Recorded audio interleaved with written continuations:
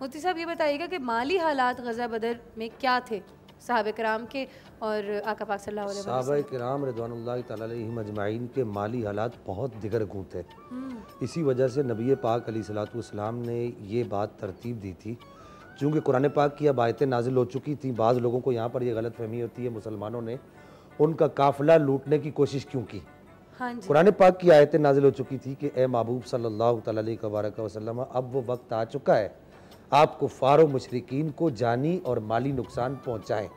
آپ کا جانی اور مالی نقصان پہنچانا اب کوئی شرع شریف کو کوئی ضرر نہیں دے گا.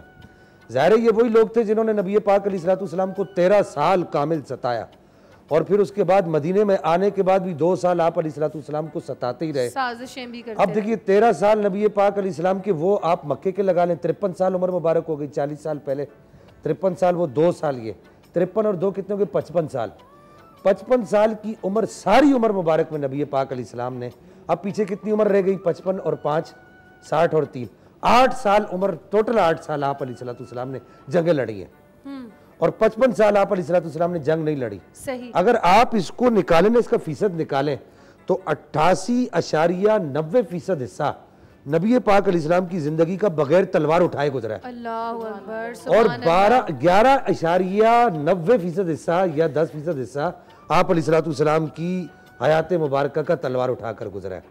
اور پھر آپ یہ دیکھیے کہ وہ جو آپ نے کہا کہ وہ مالی حالات کیا تھے، بہت دگرگوں حالات تھے مسلمانوں کے. یعنی حالات میں کیسے جنگ جیت لی؟ آپ یہ دیکھیے نا کہ مسلمانوں کے پاس ٹوٹل 8 گھوڑے تھے. 313 لوگوں کے پاس 8 گھوڑے تھے اور ٹوٹل 6 زرہیں تھی، وہ جو خولت جنگی لباس ہوتا ہے، اور 2 یا بعض روایت کے مطابق 6 تلواریں تھیں اور نیزے برچھے اور بھالے تو تھے ہی نہیں، ڈالیں بھی نہیں تھی. تو حضرت عمیر بن وہاب کو اس وقت ایمان نہیں لائے تھے. حضرت حکیم بن حزام نے جو سیدہ خدیجہ الکبریٰ کے بھتیجے ہیں، یہ بھی اس وقت ایمان نہیں لائے تھے.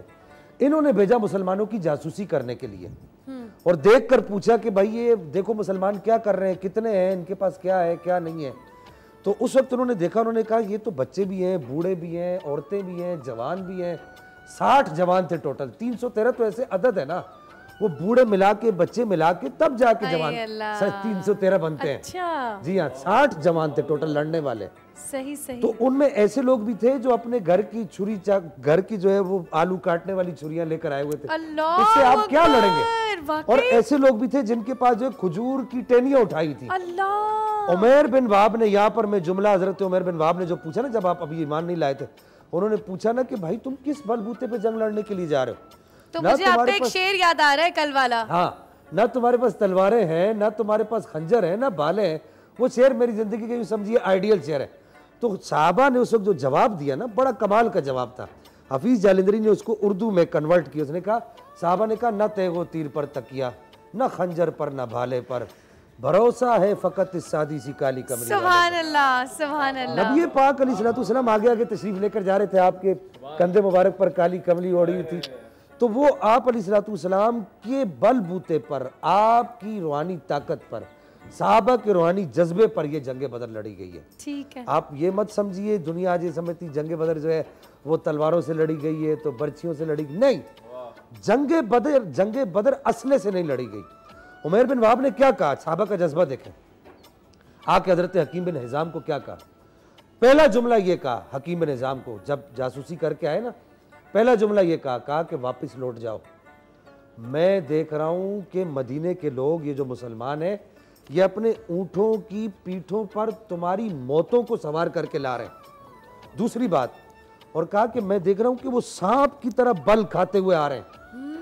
اچھا، حضرت حکیم بن حزام کو اب بھی بات سمجھ نہیں آئی تو انہوں نے تیسری بات کہی. انہوں نے کہا دیکھو بات سنو، میں تمہیں کہہ رہا ہوں اب بھی لوٹ جاؤ. مسلمان تمہیں مارنے کے لیے نہیں آ رہے بلکہ وہ مرنے کے لیے آ رہے ہیں. اور جو قوم مرنا سیکھ لے اس کے سامنے کوئی طاقت بھی کچھ نہیں کر سکتی. اللہ اکبر. سبحان اللہ سبحان اللہ.